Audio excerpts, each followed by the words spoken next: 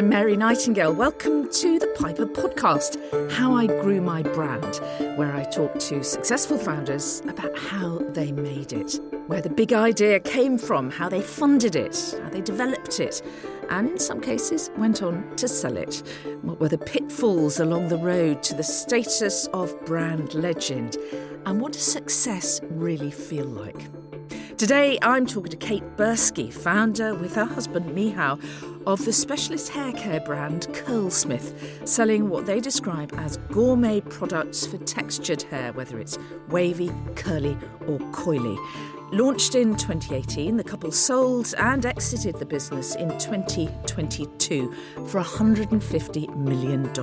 So that is, I think we can all agree, a pretty meteoric rise by any standard. Welcome, Kate. Hi, thanks for having me. Well, it's lovely to meet you. I mean, is that how it feels? Does it feel like it was meteoric? I know I'm not sure I'd ever use the word meteoric. Probably intense and crazy and everything everywhere all at once. It's all strange. And we're just coming up for the first anniversary of when you exited, when you sold. Yeah, on the weekend it was literally the 1 year anniversary of our exit, which has just flown by.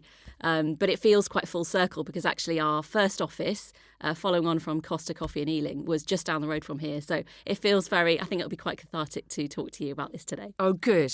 Well, I'm looking forward to it. I'm just wondering, when you're talking about it having been very intense and incredibly busy and all-encompassing, what did it feel like to suddenly step away? It was strange because this business kind of was our whole life. It dominated our life for sort of 5-6 years.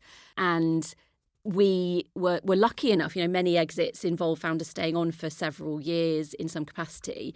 And we were lucky enough to find a deal. We sold to Helen of Troy in the US, and we were able to walk away completely. So it was the most sudden exit of any business I've ever, been involved in. There was not, any sort of goodbyes or handovers. It was just kind of we were gone. So it did feel very abrupt, but it was also a relief after that. You say we were lucky enough to be able to step away entirely, but in some ways, I wonder whether that would have been very difficult and kind of almost like heart-wrenching in a way.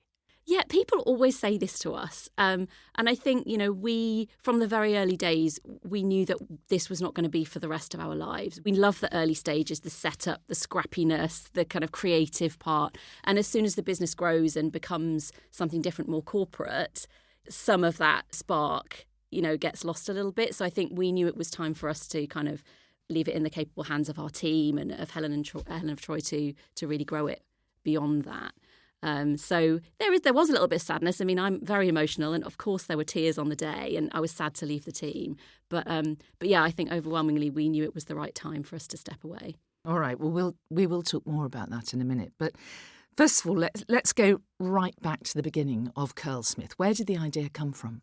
It was a couple of things, really. So, as you said, Curlsmith is a premium performance haircare brand specifically designed to enhance naturally curly and wavy hair. And the idea for that came from a couple of different areas, really. So Michał and I set the business up with my husband, Michał. And at the time, he was working in sort of corporate beauty. So his background is L'Oreal, Unilever, P&G, the big beauty brands in the world. And I was working in consulting for M&C Saatchi, Clear at that time. And I was working with a lot of beauty and personal care brands. And so we were working with all these kind of big brands and increasingly realising that there were huge sort of segments of the population that were being underserved. And one of them that kept coming up time and time again over the years was people with curly and wavy hair. At the time, beauty brands almost felt like curly and wavy hair was a niche. But actually, in reality, about 70-80% of us have some kind of hair texture, whether it's wavy, curly, kinky, coily, whatever it is. So it isn't a niche, but it was being ignored. I think the year we started thinking about this, around about 2017, only about 1% of the launches in haircare were for textured hair. But if 70-80% of women have that hair texture, that feels like a massive gap. So we kind of had it in our mind. And there'd almost be, when I was consulting, there would almost be jokes amongst my sort of client companies I was working for about, imagine if we, for example, made a hairdryer for curly hair. How funny, how niche. And actually, was curly hair regarded as a kind of problem then that needed to be solved in a way? Yeah, I mean, absolutely. At the time, if you think about it, you couldn't turn on the television and see women with curly hair. readily, or open a magazine and see women with curly or wavy hair. In fact, think about, insert mainstream brand here. Often women with curly hair would be the before picture. And then suddenly they would use, X shampoo and their hair would be sleek and straight and shiny. So women with textured hair were constantly being told they needed to iron out, literally, their natural hair texture. And we didn't really feel that was right. And we also knew there were a whole group of women that had textured hair that didn't know about it. We always used to say, frizz is not a hair type. If you have frizzy hair, that is curl potential.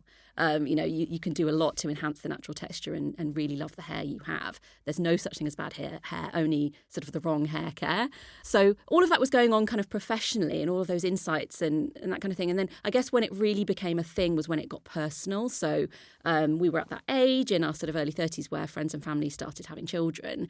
My nieces were born. They have very, very curly hair, but their mum has very straight hair. And she would always be on the phone saying, guys, what do I do? How do I manage this hair? It's so different to mine. And so we started looking into products that were available. We'd, go into shops and look online. And what we found is there was very little available that we could help my sister-in-law and then, later on my goddaughter with.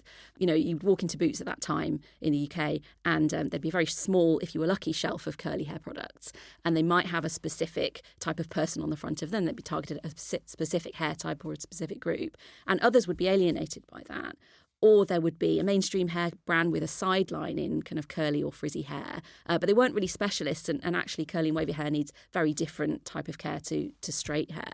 So they weren't really catering for it. And then there were this other group of sort of salon brands where you could get some quite good results, but those products were packed full with things that are actually quite bad for hair. So silicones, sulfates, parabens, drying alcohols, things that might, make your hair look great the first time you use it, but over time would be damaging the health of your hair. So we knew there was an opportunity to basically look into creating something that was really high performing, but was not compromising the health of your hair.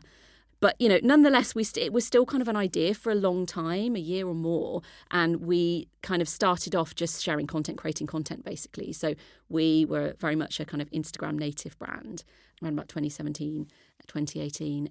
We launched an Instagram page and just started sharing content, tips, tricks. We're just talking about curly or just talking about textured curly hair, yeah.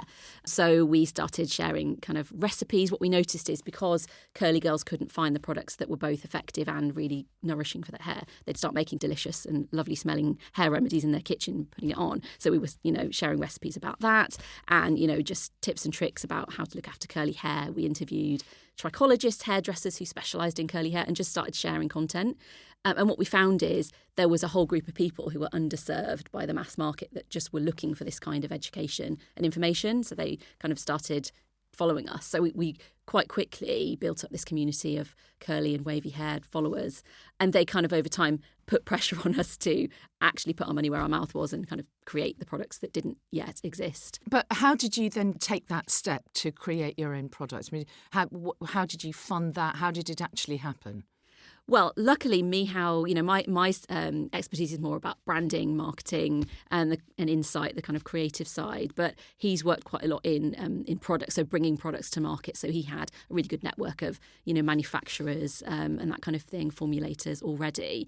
So he was able to, for a very, very small budget, we had a very small amount of seed funding, and we actually launched the whole first line on about £70,000 of seed funding. So really not a lot to get it all off the ground.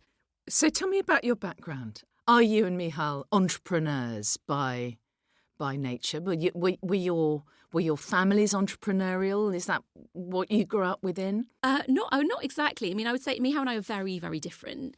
He is a born entrepreneur. He is a born leader and not a follower. He's quite rebellious in the wrong situation, but in the right context, obviously, he thrives. So I'd say he was a born entrepreneur, although he had gone down the corporate route, which was, a good grounding for what we ended up doing. His parents are both self-employed, so that was kind of in his DNA that, it was an option to work for yourself. I'm a bit different. My parents were, professionals, a teacher and a psychologist, and they never expected me to do anything like this. I think it was all a bit of a surprise for them. So I think Mihal was the one who pulled the trigger on this. But I was already self-employed. I was freelancing as a brand consultant. So I already knew how it was to work for myself, and I knew that was for me. But am I right in saying that you carried on freelancing during the early days of the business? Because money needs to come from somewhere, I guess. That's it. And I guess that's one of the challenges with being a sort of family business or a husband and wife team. We didn't have a wife at home making money for us, so I had to do that job. So for the first couple of years, I was very much dividing my time between Curlsmith and freelancing in brand consulting, exactly to pay the mortgage and the bills. Was it important to you to do something together? Was that part of what you aimed to do? Not really. I kind of ended up falling into it. I think he was the one who really wanted to commit and go for it. But I ended up getting more and more sucked into it quite quickly and just kind of gave in at a certain point. And it was a brilliant business. And it was good to work together. I think it's really nice to see your partner in their kind of being their, sounds cheesy, their best self, in the role they're meant to be in. I think, he'd been in other jobs where he wasn't as happy and fulfilled. And even though starting a business is much more stressful, it was a lot more fulfilling for him. So I feel like he really found his purpose, and that was really lovely to witness and be part of. Yeah, I mean, there's obviously challenges as well, from the practical to the less practical. But overall, I think it worked really well for us, and we would and will do it again. Complementary skills, I guess. Yeah, our skills never kind of competed. We're so different in everything, in every way, that it worked well. How quickly did you realise that you had a success on your hands? I think the game-changing moment was, because we'd been kind of thinking about this idea for a while, and we had this Instagram account, we had this community. But when we decided to pull the trigger and create the products, it feels now in hindsight fairly quick. We were ambitious from the get-go, and we were having lots of conversations with retailers as well, because they were also looking for products that filled this kind of gap. And we had some really great conversations with Ulta Beauty in the States, and they decided to put us in every door on the same day, which I think that year, and to date, very few brands have ever done. I think it was us and Kylie Beauty or something like that year that went into all doors overnight. And that was a real hockey stick moment for us. Even though we'd been sort of retailing online here and there and mostly in Europe, when we focused on the US and when we went exclusively with Ulta Beauty at the start, that really changed the game. But talk numbers to me. When you say they wanted to put us on every door on day one, what does that actually mean? How much product did you have to suddenly come up with? What's the scale that we're talking about here? Well, I'm the wrong person to ask these numbers questions. That is part of what Michal was in charge of. But so it was 1,200 doors, and it would have been, at least 100 or so unit per door. So if we did the maths, it was quite a lot. Luckily, I think we realised that our market was going to be in America. We had already, I think by that point, our first batches were made in the UK up north, but as soon as we realised that the US was going to be opportunity, Michal luckily had again a good contact with the manufacturer there, and we switched operations quite quickly. Michal, you say, is the numbers guy, but let's talk some numbers anyway, because Piper has identified these, what they call key inflection points, which they've identified as 7, 17, 70. Now, whether that is, number of employees or turnover or number of sites or whatever, where a business really has to change and adapt, the inflection points. So, first of all, does that chime with you? It does. I think what's funny is it takes so long to get to that first, not even first 7 million, that first 1 million is the hardest one. We can remember up to the first million really clearly, and probably up to the first 7. But beyond that, up to, where we got to in the end when we exited, closer to 40, that is more of a blur. It's the early stage that we really kind of remember, the grinding part, that you have to really kind of push for. So in terms of those numbers, when we exited, we were sort of halfway to the 70. Our team was always very lean, actually. So when we exited, we had about, I think it was probably about 15 in our team. And I know, having spoken to other founders, that's really lean for a business of our scale. I think we always punched above our weight, and people were quite surprised about that. But, we're proud of it. We had a great team, really hardworking team, really efficient. Talk to me about the speed of growth, because what is so notable about your story is the speed, the way it accelerated so quickly, and it just took off. Yeah. It was very fashionable at the time to be purely e-commerce, and that's what we thought we'd be. We thought we'd be a D2C brand, and we started that way, and that was a very kind of, it felt like quite slow growth. But as soon as we went into retail, that was the moment when it kind of exploded, really. We were always ambitious and we were always brave, I guess, in the way that, we wouldn't turn down an opportunity. They would say, can you be in every single door at X date? And we would say yes without thinking of it, and we would find a way to make it happen. And that's what Michał is so brilliant at. His background wasn't operations, but actually he's a brilliant operator and he does get things done and he will work tirelessly to get things done. So there was no way that wasn't happening, however much work it took. But it can't have been easy. No, none of it was easy. No, especially in the early days, especially with very little resource. It was just kind of him and half of me. And for quite a few years, until we had our first employee, quite a few years in, I think we made life hard for ourselves. And very little funding as well. I mean, of course, we did try to get funding, but it was hard in the early stages. And talk to me more about this decision to go into the US via, it's a big group of stores. If anyone doesn't know, Ulta is huge, isn't it, in the United States? What about that point where you decided that was going to be the direction of travel? I'm not sure whether we decided or whether it was decided for us. I mean, I think we quickly realised that we had a very limited resource. There was me and half of me, because I was still having to freelance to pay the bills, and Michał, and we didn't have anyone else.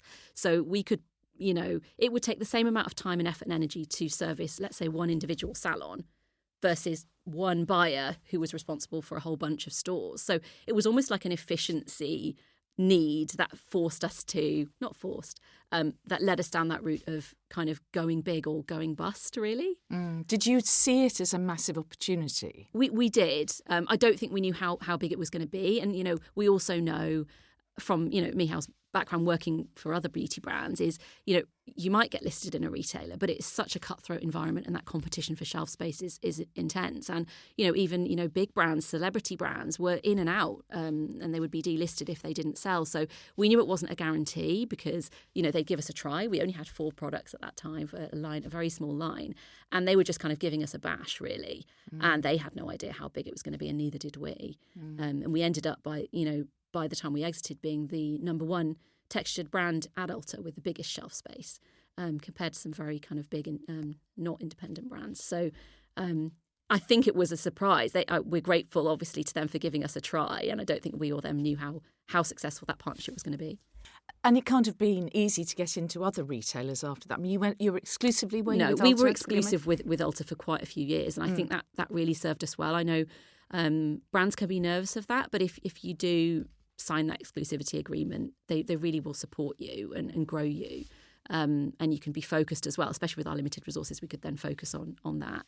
And towards the end, we that expired, and we are now in Sephora and Feel Unique and lots of online retailers as well. So we've expanded now in terms of our reach. And what were the challenges of dealing in the US market? Well, it depends if you mean. I think there's a big cultural difference between Americans and Brits. And I'd learned that, from working with American clients in my consulting days as well.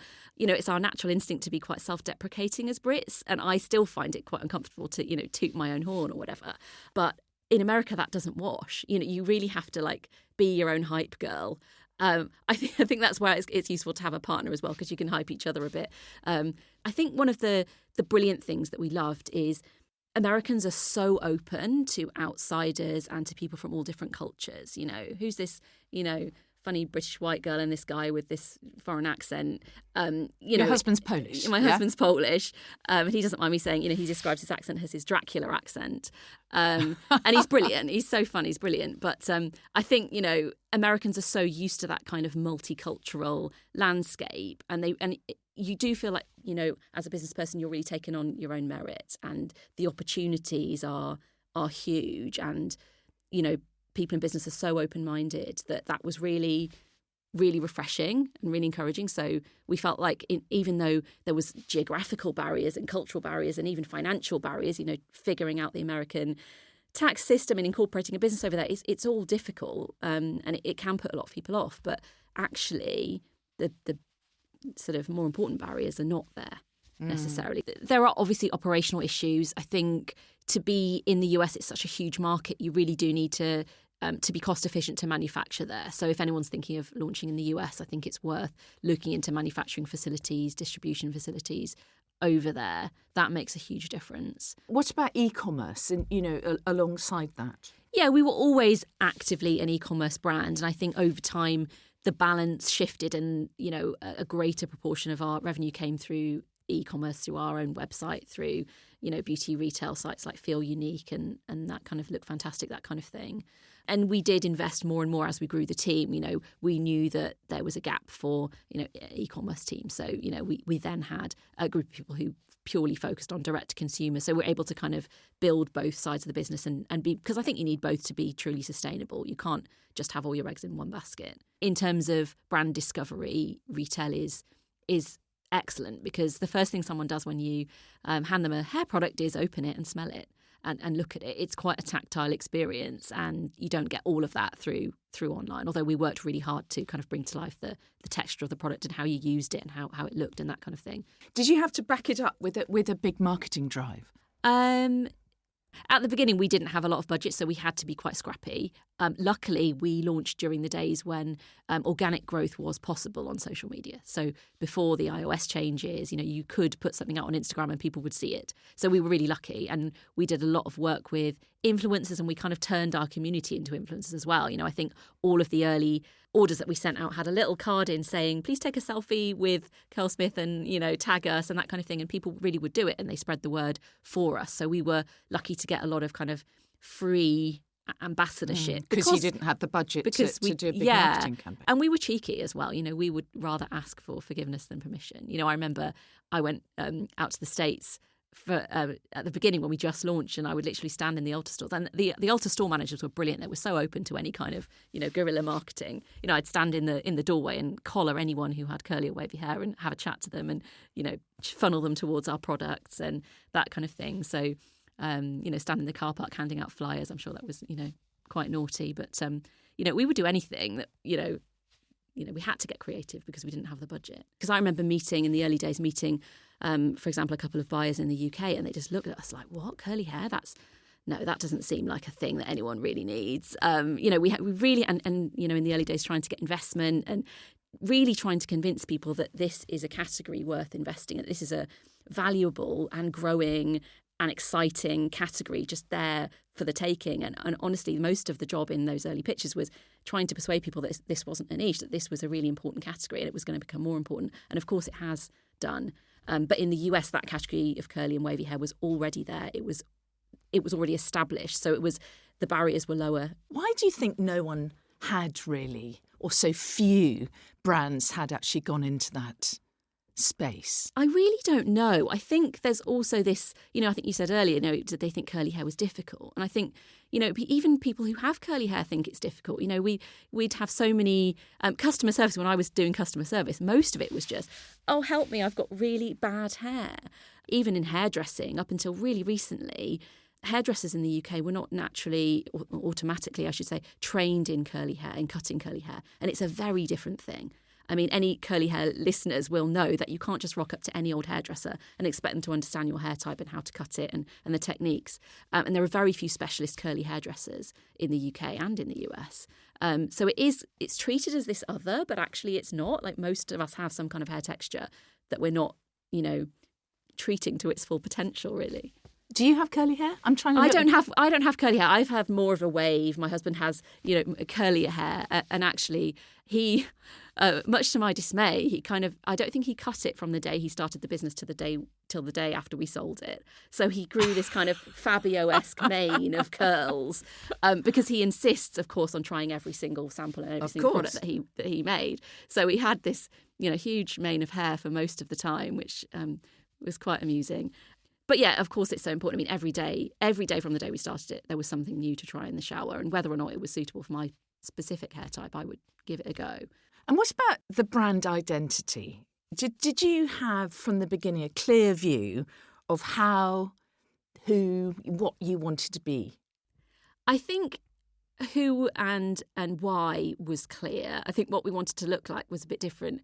So we, from the get-go, had this real drive to sort of help with curl confidence. And what we meant by that purpose of curl confidence is empowering everybody to love the hair they have. Most people don't, which is sad. Empowering everybody to love the hair they have, with the right kind of curl care, with products that really work, that give you really good results, but don't compromise on the health and quality of your hair, that don't have all those nasty ingredients that can dry your hair out and make it frizzy or unhealthy. So, and also, a big part of curl confidence wasn't just making the right products and putting them on the shelf. It was increasingly we realised about education. So, and in the DNA of our brand was education, was not just making the right products, but showing people how to use them, how to get the most out of their specific hair type, even how to find out what their hair type is. I mean, there's many different hair types within the spectrum of curly hair, all the way from 2A to 4C. 2A, 4C, what's that? So there's basically a categorization or coding of different hair types within textured hair. And it goes from 2, which is, a little bit of a wave, to 4C, which would be kind of your afro type of hair. And all of those different hair types have quite different and specific needs. So you need to make sure initially you know what your hair type is, which is why a lot of the customers came to Curlsmith through our curl quiz. So if you go onto curlsmith.com, still now you can do the curl quiz, find out what is your hair type for a start, and then have a tailored, personalised regime recommended to you. And then, making sure you're using them properly. Because, again, when I was on customer service, half of the complaints, apart from operational issues, were, oh, it's not working for me. And then the next question obviously was, what products are you using? Talk me through how you're using them. And 9 times out of 10, they weren't using them in the way that would get the best results. So we were able to kind of do a bit of education and help them get the most out of it. And often we'd hear back and say, oh, it did actually really work for me. Thank you for that. So more and more the content that we put out there was not just, here's a new product, buy it, but here's the technique. If you've got this hair type, here's the technique to get this kind of result. And we worked heavily with influencers from the start to create content that was really helpful, basically. So I think at the core of our brand, we're helpful, helping people get the most out of their hair. And that was kind of where you started anyway, because it was an online kind of forum and you were helping people even before you had products. Yeah, even before that, we were trying to help. We didn't have much of an agenda at the start. We were just trying to help people who were looking for support and advice and, tips and tricks or whatever about dealing with their hair. And what is a curl friend? A curl friend. That's kind of what we call our customers, our audience. We're a really community-oriented brand. So we, for example, we never intended to be the faces of our brand. We always wanted our community to be. And from the start, we intended to co-create the brand. So everything about Curlsmith was co-created with our community. We'd have workshops and groups, and we'd stop people on the street, and anybody and everybody we could find who had any kind of hair texture, we would kind of drag them in and get them involved.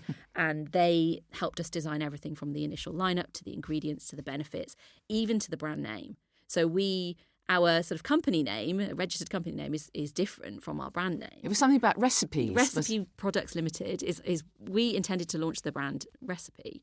And, that was because we intended to kind of bottle these homemade hair remedies and make it really convenient and effective to use at home. So it was Recipe, and on the front of the pack, you see literally the ingredients list, literally the recipe. But we put it out to vote to our community very, very close to the launch, just before we were going to roll presses on the labels, and they voted for Curlsmith. That was just one of the options of about 10 we had. And I'm really glad they did, because I think you can't beat being clear and straightforward. It does what it says on the tin. It tells you who this is for. It's for curls. It crafts curls. It looks like a craft brand. And yeah, I think that really helped us get to our audience more quickly, because it was so clear what we were all about.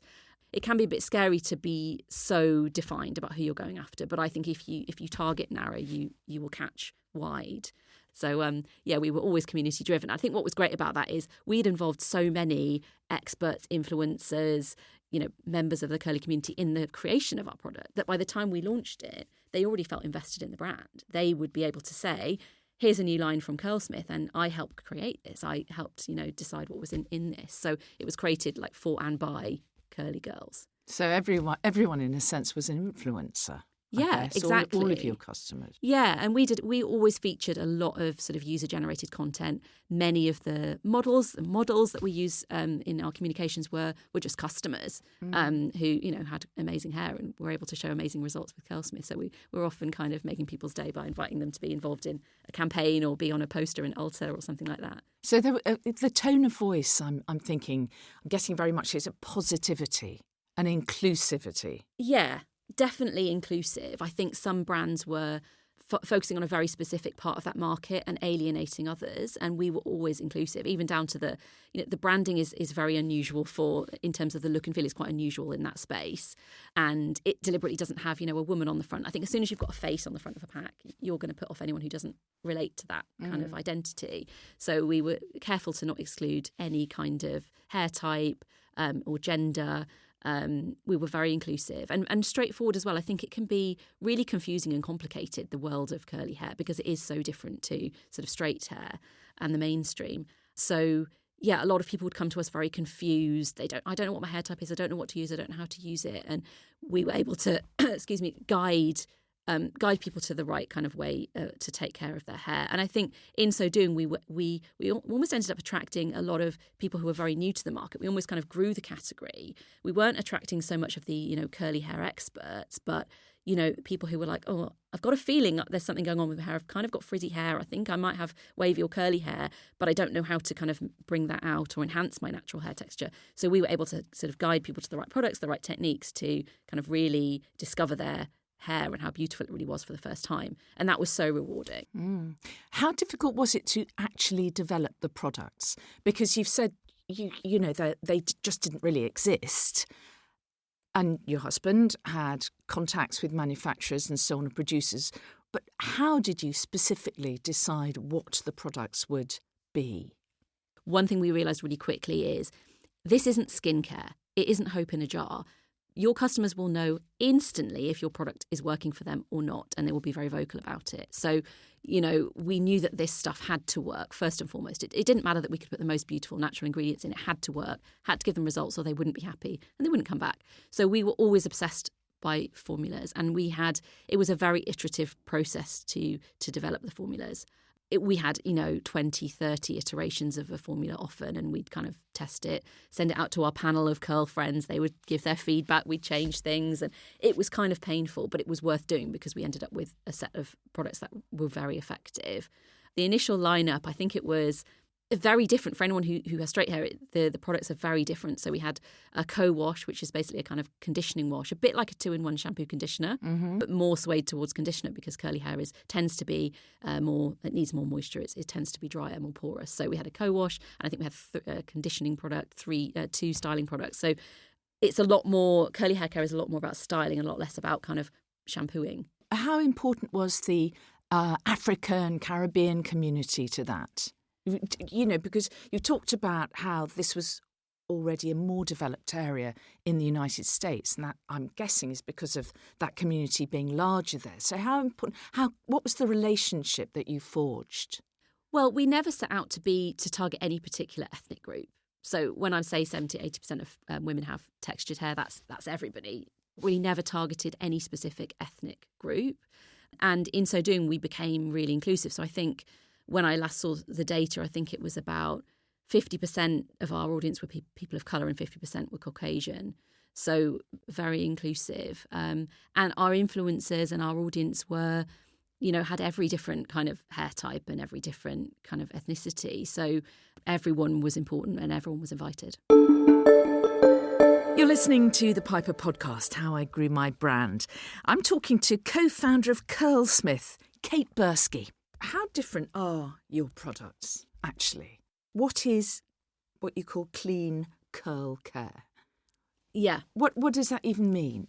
Yeah, no, it's a good question. I think I've tried a lot of hair products in my time. We all have.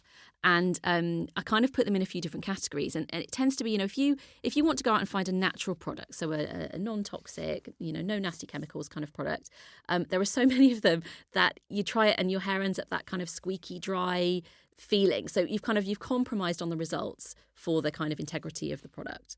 And then you've got the kind of salon products which, feel very nice to use, very glossy. They usually smell very nice. And you'll think, oh, this is great. I'm loving this. And then you'll look on the bottle and it will be, silicones, sulfates, parabens, phthalates, DEAs, drying alcohols, stuff that makes your hair look great the first time you use it, but over time will kind of degrade the quality of your hair. So there was a compromise. So either you're compromising on results or on ingredients.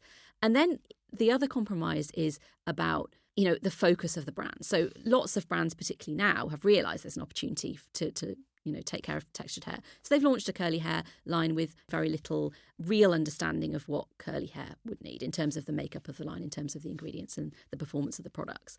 So you're either compromising on, a brand that doesn't specialise in curls, so doesn't really understand you, or a brand that performs well but isn't actually that good for your hair, or a brand that's pretty good for your hair but your hair's not going to look that good.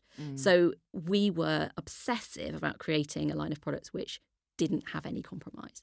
Which is clean. Which is clean. That's clean. It's one of those buzzwords, though, isn't it? Clean. Yeah, we don't really like clean it. eating or clean. It's a... Yeah, and I think that there is a lot of there is a bit of clean washing, isn't there?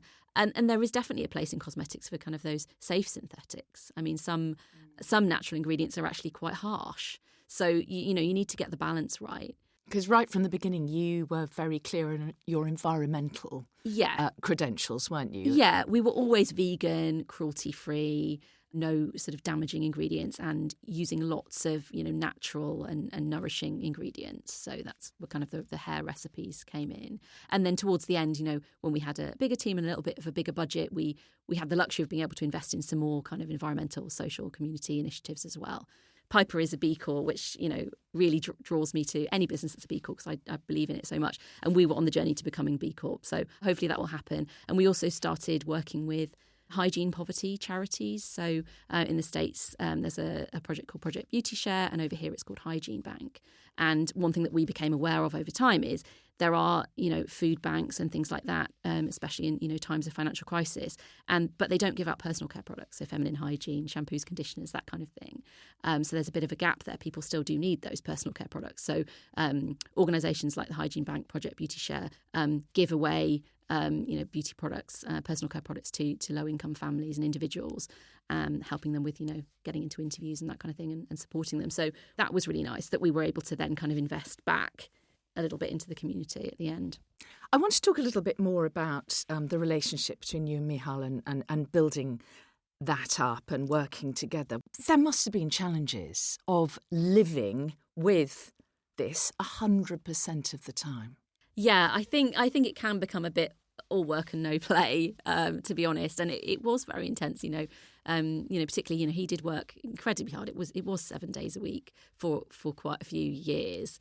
And, obviously then when we introduced a baby into the mix, that became even more challenging a few years down the line. And then COVID happened. And then COVID, we had it all. Although COVID was relatively good for us, actually. We sort of thrived through COVID. We were one of those sort of fortunate businesses that were able to kind of grow. But yeah, pros and cons of working with your partner. But I think we were always, like I said, very clear on our roles and responsibilities. And, it's quite an unpopular opinion, but we kind of don't really believe in democracy in a small business. I think you need to have someone who is really taking the big decisions because you need to move quickly. We were moving really quickly. So while we, over the years did build up a really strong team, he was still in charge and I never tried to sort of override. We weren't he was the CEO. And I was, more of a team member, really. So you always knew exactly how the roles were divided? There was never any question about that? No, there was never any question. He's like I said, a born leader. I'm more of a born team member. So it worked out well. His role was very consistent throughout the business, but my role changed over time depending on our personal circumstances, basically. So at the beginning, freelancing to support us and then later on taking on the bulk of childcare so he could continue pushing the business forward. And so that's how it works, is that you did and still do the majority of the childcare? Well, now we're able to be a bit more equal because we've been out of the business for a year. But, we had to at a certain point take the decision that he would have to focus on continuing to grow the business and I'd have to focus on taking care of our baby. Particularly with COVID, there was with no childcare. no, and your you've moved now to live closer to your parents, haven't you? But how did you do all that? How did you take care of your mental health, I suppose? Because as an entrepreneur, you've got to be relentlessly positive, haven't you? You've got to get out there and sell it. Yeah. So we went into Ulta in 2018. My daughter was born in 2019. So we were kind of establishing, but that was the point where the business was really blowing up. We really couldn't take our foot off the pedal. And then we had my daughter. And then lockdown happened. So I think that year was probably the most difficult year. Really, we were kind of in many ways in our own lanes. So, he was fully in the business and I was fully in this with this new baby. And there wasn't a lot. That was when we kind of weren't as connected as a business team. And so that must have been really hard for him kind of doing it on his own. At that point, we still only had one other team member servicing this massive retail client with kind of two of them and me whenever I could in between feeding the baby, you know, doing a bit of social media or a bit of customer service.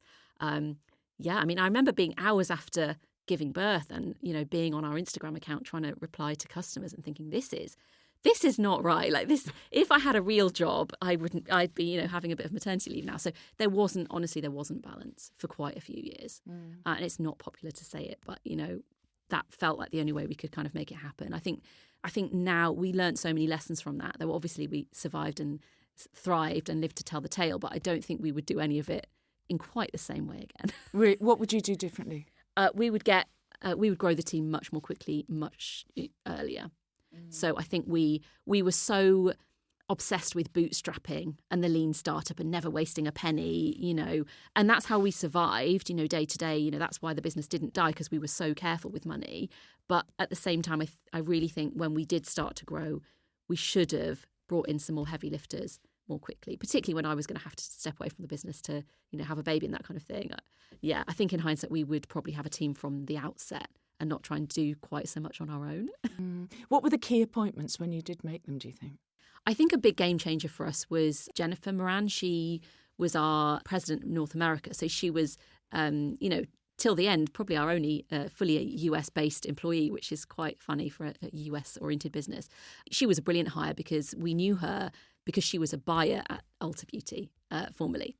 And so Michał kept in touch with her and had a conversation with her and kind of very cheekily kind of said, what about would you like to come on board? You know, she'd left Ulta at that point. And that was great because she was able to help us really navigate through the kind of confusing and scary sometimes waters of those contracts and that whole relationship. So she was brilliant. And, you know, when we stepped down, she took over as CEO as well. Okay, so you knew you were leaving it in capable hands, which is rather wonderful. Yeah, exactly. But, you know, as a founder, you are constantly, aren't you, having to kind of break new ground. You have to do everything, I'm guessing sometimes well outside your comfort zone. Yeah, I mean, there is nobody coming to save you. There is nobody coming to help you. You can't afford to buy in help and, you know, that kind of thing at the start. So if you want something done, you just have to figure out a way. You know, there was a lot of YouTube tutorials. How on earth do we edit videos? And just kind of turning up to things and just hoping for the best. And of course, we had some false starts and some bad meetings and some things that didn't go quite so well in the beginning. But I mean, Michał's incredibly resourceful. The things that man can do is really quite impressive. I think, you know, when you have a child and you're really tired or you've got several children and people say, I don't know how you do it. Well, you have no choice. It's the same with a business. We knew we were not going to give up. You can quit tomorrow, but today we give it absolutely everything. And then, of course, you get up the next day, you do it all again. And you do it all again. There was something, I was obviously doing a bit of reading up about you before this. There was something that you said Michał had told you and you discussed, which really struck me, is that when you're out selling or you're trying to, you know, persuade someone to take your product, no doesn't necessarily mean no. It just means, it might mean not now. I definitely learned that from him and through the business because, you know, at the start, when you're trying to persuade a retailer to stock you or you're trying to encourage an investor to come on board or even to hire someone who's never heard of this small kind of 2-bit brand, whatever it is, you hear a lot of no. And you do, when it is your business and it is your baby, you do take it quite personally. And it is personal. You know, we would sit in investor meetings and they would say, we invest in people and we don't like you. So it doesn't get more personal than that. You know, I think there was a few moments where Michał had to pick me up off the floor, being, you know, the sensitive one. But, you know, so we heard a lot of no's and, you know, we had conversations with retailers at the start where they said, no, it's not for us. And, you know, it would be tempting to think, well, that's a closed door then. We've tried that, tick it off the list and try the next one. But what I realised over time is as our business changed and grew and got more traction, those conversations weren't closed. So there were investors that, you know, came back on board later down the line and there were retailers that then ended up stocking us who'd previously rejected us, for example. And yeah, so I think, you know, I would encourage anyone to kind of not take those rejections as outright rejections. It's just kind of a not now. I mean, you can have, even a whole business can be a brilliant idea, but just at the wrong time. And, you know, lots of things changed, you know, culturally and in the environment over the time we ran the business, which were fortunate for us as well. You know, there's a lot of hard work, but there's also a lot of sort of luck as well and timing benefits. Was there ever a point where you thought, we've got this. This is great. I think we were too busy to ever think that. I think one of the things that we never did, which we probably should have more, is celebrate the small wins or the wins along the way. I think we were just so focused on, okay, that thing's done, on to the next, that we never really, I don't think we ever rested on our laurels. Not even now. Even now when we have sold the business, we have exited, and it was successful when we exited.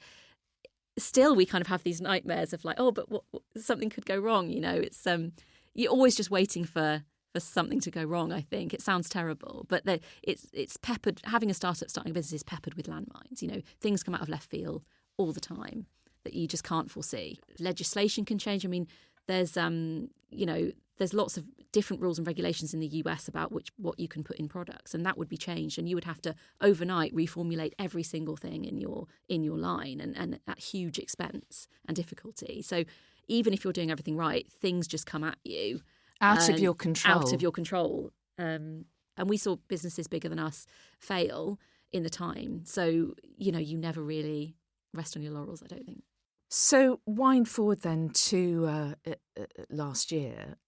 What about the decision to sell? How did that come about? I think, as soon as you get sort of big investors, VCs involved, you literally have to write into your business plan your exit strategy. So that the plan is that they will invest on the premise that you exit.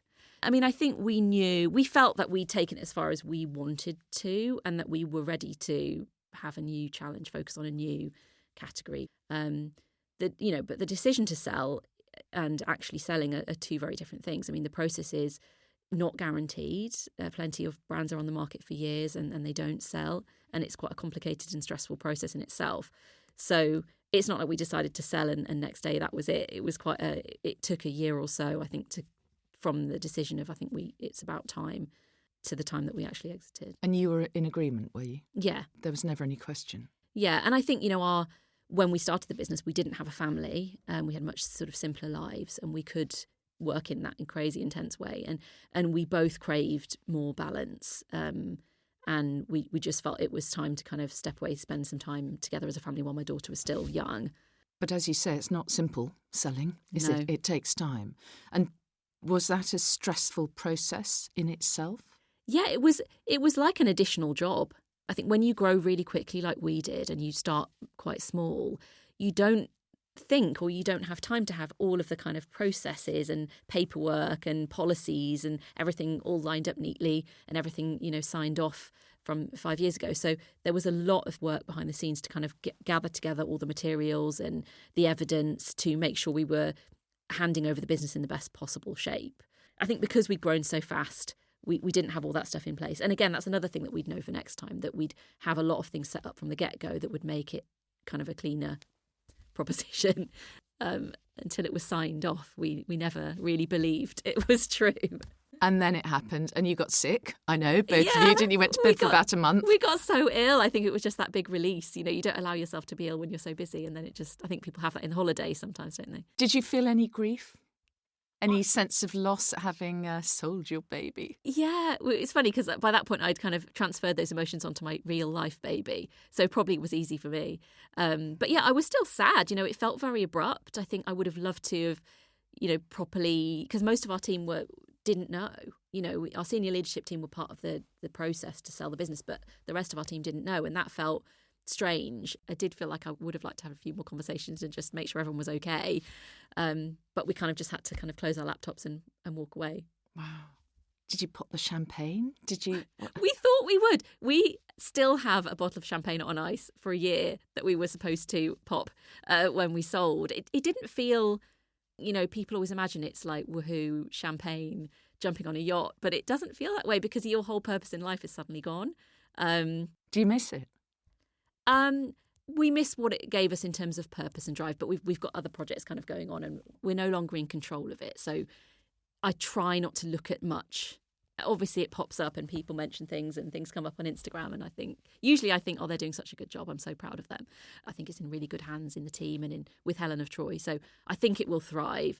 But at the same time, I try not to look at too much because it would drive me mad because I might have other ideas about how things should be done or whatever. So yeah, so I try to not to separate stalk myself. your ex. I try not to, stalk my ex, yeah. Do you have any regrets? Any advice?